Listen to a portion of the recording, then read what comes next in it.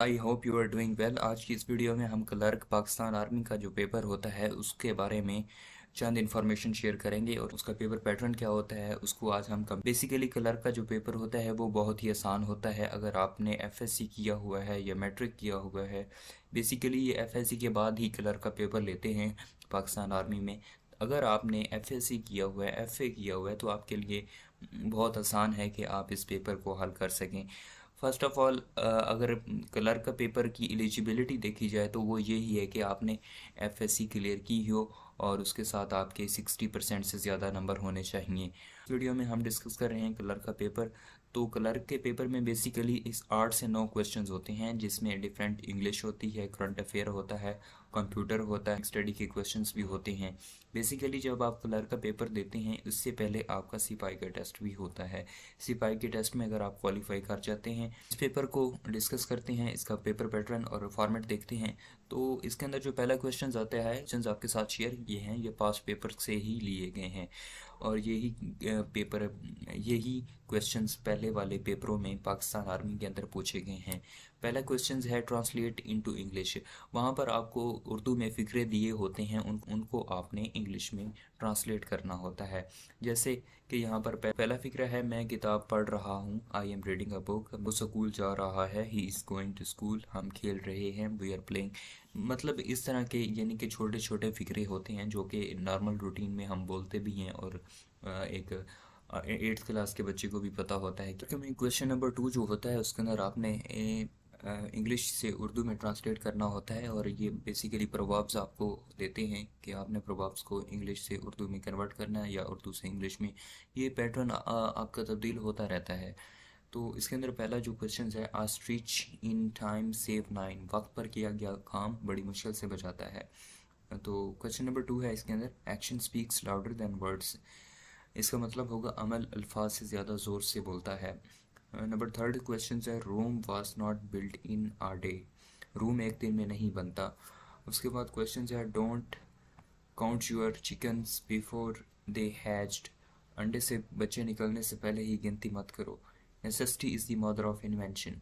ज़रूरत ईजाद की माँ है। तो बेसिकली जो आपका सेकंड क्वेश्चन होता है वो इस तरह का होता है। नंबर थर्ड क्वेश्चन है, fill in the blanks with the suitable prepositions given in a bracket. तो यहाँ पर आपको बेसिकली 8 preposition दिए जाते हैं जिनमें से आपने 5 ठीक करने होते हैं। तो इसके अंदर जो फर्स्ट है, she is good at mathematics, I prefer tea to coffee में तरीके के क्वेश्चंस होते हैं जो आपने वहाँ पे सॉल्व करने होते हैं। क्वेश्चन नंबर 4 है, क्वेश्चन नंबर 4 में वो बेसिकली पेयर ऑफ वर्ड भी दे सकता है और आपको इडियम भी दे सकता है। इसके अंदर आपने पेरा वर्ड्स, वहाँ पर स्पेस होती है पेपर के ऊपर कि आपने पेरा वर्ड वहाँ पर ही सॉल्व करने होते हैं। यहाँ पर पेरा वर्ड दिए गए हैं, ये बेसिकली 2018 के पेपर में आए थे। नेक्स्ट क्वेश्चन है, करेक्ट द फॉलोइंग सेंटेंस। इनमें से वहाँ पर क्वेश्चन नंबर 5 होता है कि आपको सेंटेंस दिए जाते हैं जिसकी आपने ग्रामेटिकली करेक्शन की करनी होती है। तो पहला क्वेश्चन जो है, she do not like ice cream, तो इसका करेक्शन ये होगी, she does not like ice cream. Third person के साथ हमेशा डज लगता है। The dog is wagging its tail, the dog is wagging its tail. यहाँ पर इसने ये ऊपर से एक कॉमा लगाया हुआ है, यहाँ इसकी जगह डायरेक्ट आपने लिखना है, the dog is wagging its tail. I seen her at the market yesterday, I saw her at the market yesterday. ये जो बेसिकली है ये एक पंक्चुएशन की गलती है, ये पंक्चुएशन की गलती है। तो ये बेसिकली पंक्चुएशन, ग्रामर और वर्ब्स की इसके अंदर एरर्स होते हैं जो आपने करेक्ट करने होते हैं। और फिर आता है क्वेश्चन नंबर 6। इसके अंदर बेसिकली आपने 15 लाइंस का एक ऐसे लिखना होता है और इस ऐसे में बेसिकली आपने 50 लाइन ऐसे करनी है कि आपने सेंटेंस के ज़रिए हर लाइन में तकरीबन एक सेंटेंस होना चाहिए और उस सेंटेंस के अंदर आप एक ऐसी चीज़ें ऐड करें जो कि अथेंटिक हो। ये नहीं कि आपने अपने से ही ऐसे लिख देना है, उसके अंदर आपने ख्याल रखना आपकी ग्रामर अच्छी होनी चाहिए और उसके अंदर कोई एरर नहीं होना चाहिए। उसके बाद आपको वो दे देता है क्वेश्चन नंबर 7 में करंट अफेयर। करंट अफेयर भी आ सकता है, पाकिस्तान अफेयर भी आ सकता है। तो कुछ पेपर्स में वो करंट अफेयर दे देता है तो कुछ पेपर्स में वो पाकिस्तान अफेयर दे देता है। लास्ट ईयर जो पेपर हुए थे 2023 में, वहाँ से ये लिया गया है। तो उस वक्त प्राइम मिनिस्टर जो थे वो अनवारुल हक काकड़ थे। तो उसके अलावा ये जितने भी क्वेश्चंस आपकी स्क्रीन पे शो हो रहे हैं, आपने इस तरह के क्वेश्चन तैयार करके जाने हैं। तो पाकिस्तान की करेंसी क्या है? रुपया है, PKR है, पाकिस्तानी रुपया है। और क्वेश्चन नंबर 8 की अगर डिस्कस करें तो उसके अंदर बेसिकली कंप्यूटर का पोर्शन स्टार्ट हो जाता है। इसके अंदर वो टर्मिनोलॉजी इस्तेमाल करता है, उसकी एक एब्रीवेशन देता है जिसको आपने उसकी फुल फॉर्म लिखनी होती है। जैसे कि गूगल है, global organisation of oriented group language of earth. उसके अलावा वान है, वाइड एरिया नेटवर्क है। USB है, यूनिवर्सल सर्विस बस है। रोम है, रीड ओनली मेमोरी है।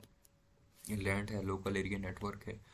उसके अलावा दो क्वेश्चंस ऐसे होते हैं जिसको आपने रिटर्न में लिखना होता है। वो कोई भी वो आपको दे सकता है, हार्डवेयर दे सकता है, सॉफ्टवेयर दे सकता है, मॉडेम दे सकता है, CPU दे सकता है, या एनीथिंग कोई भी चीज़ दे सकता है कि पेपर के ऊपर लिखना होता है।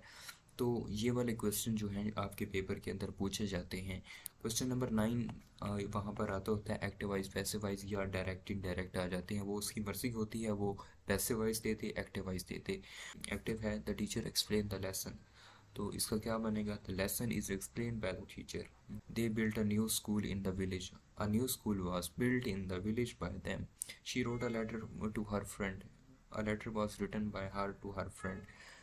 तो ये आज का जो पास पेपर हमने डिस्कस किया है, आपने इसको इस पैटर्न के मुताबिक तैयारी करनी है। आपने अगर अच्छे नंबर लेने हैं तो। और क्लर्क का पेपर जो होता है ये बेसिकली बहुत ही सिंपल होता है। और अगर आपको हमारी वीडियो अच्छी लगी हो, रिक्वेस्ट है कि चैनल को सब्सक्राइब कर लें और बेल आइकन को प्रेस कर लें ताकि आने वाली तमाम वीडियो आप तक पहुँच सकें। और इस चैनल पर हम आपको ऑथेंटिक इन्फॉर्मेशन शेयर करेंगे। Thank you so much for watching this video.